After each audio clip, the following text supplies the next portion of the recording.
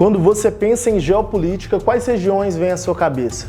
Talvez os Estados Unidos, Rússia, China, Oriente Médio, mas e a África? A verdade é que a África nunca saiu do jogo, mas a África foi deliberadamente colocada fora de uma narrativa dominante. Isso tem a ver com poder e poder tem a ver com geopolítica. É por isso que nesse vídeo você vai entender como que o continente africano se tornou um dos espaços mais disputados do mundo, não só por seus recursos, mas por sua posição estratégica e por representar o futuro geopolítico do planeta.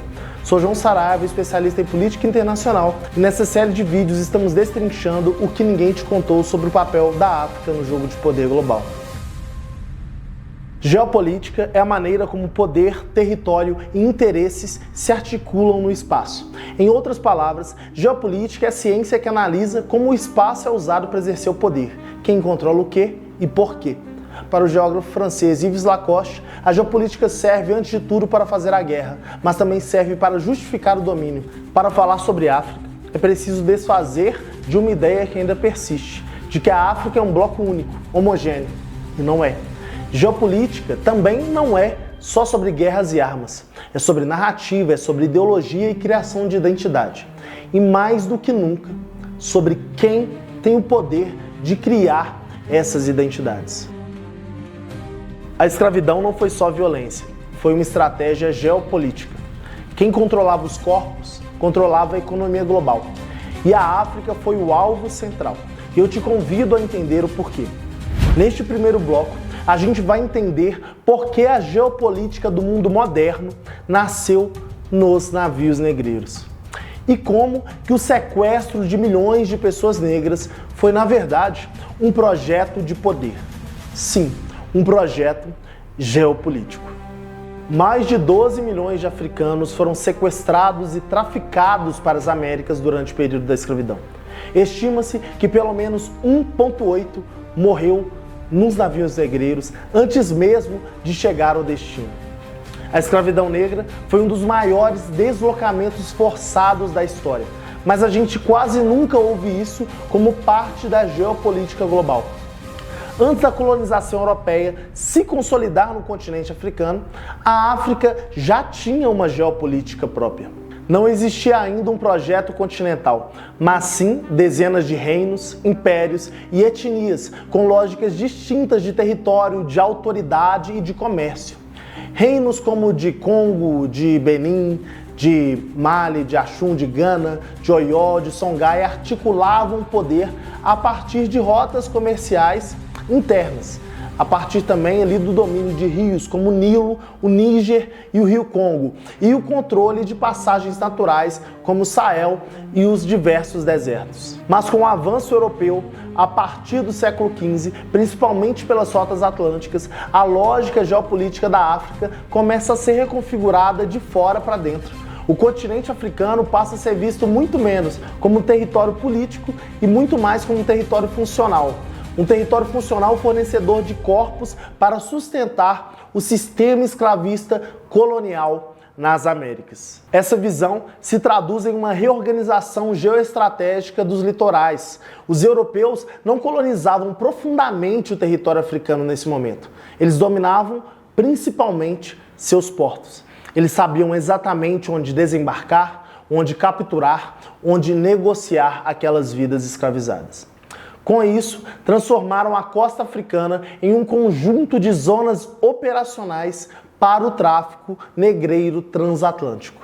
As principais áreas de captura e embarque se concentravam em 3 grandes regiões litorâneas. Costa da Guiné, também chamada de Costa dos Escravos, incluindo áreas dos atuais Benin, Togo, Gana e Nigéria. O outro ponto era a costa ocidental da África Central, com destaque para Angola e o atual Congo, áreas de grande importância para o tráfico português. E a região do Golfo de Biafra e o delta do rio Níger, extremamente ativo no tráfico negreiro durante o século XVIII. Do outro lado da negociação, reinos africanos como de Daomé, Benin, Congo e Ashanti interagiram com os europeus, ora como parceiros comerciais, ora como dominados militarmente, muitas vezes capturando pessoas de reinos rivais.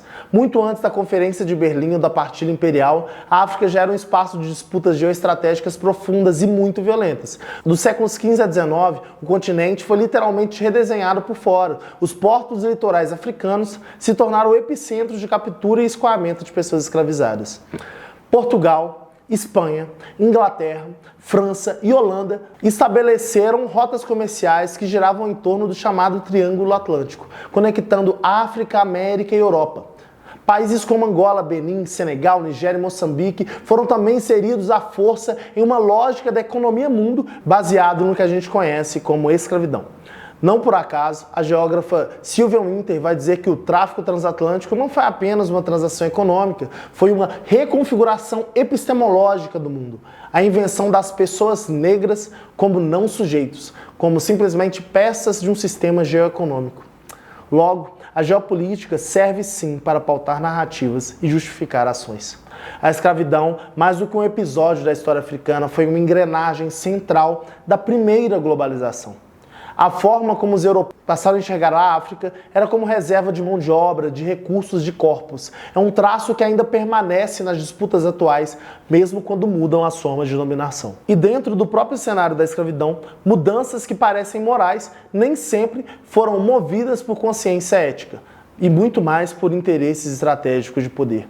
No século XIX, com o fortalecimento do discurso liberal europeu e o avanço da Revolução Industrial, a Inglaterra, então potência hegemônica nos mares, passou a liderar a campanha internacional contra o tráfico transatlântico de escravizados. Mas não foi por altruísmo. Em 1807, o parlamento britânico aboliu o tráfico negreiro. Poucos anos depois, em 1816, a Inglaterra criou a West Africa Squadron, uma divisão especial da Marinha Real encarregada de patrulhar o Atlântico e interceptar quaisquer navios negreiros. Entre 1808 e 1860, essa força apreendeu cerca de 1.600 embarcações e libertou mais de 150 mil vidas africanas.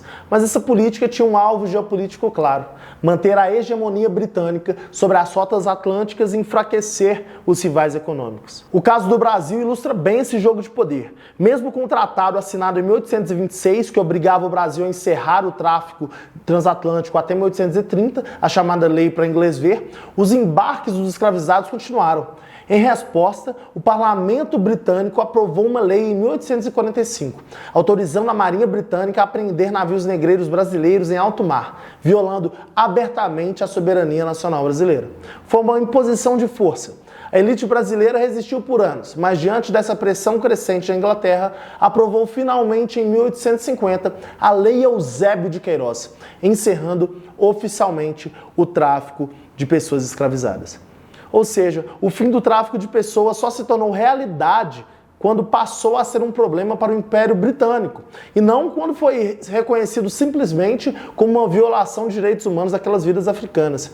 Como argumentou Eric Williams em Capitalismo e Escravidão, a abolição britânica só aconteceu quando a escravidão deixou de ser vantajosa para os interesses industriais.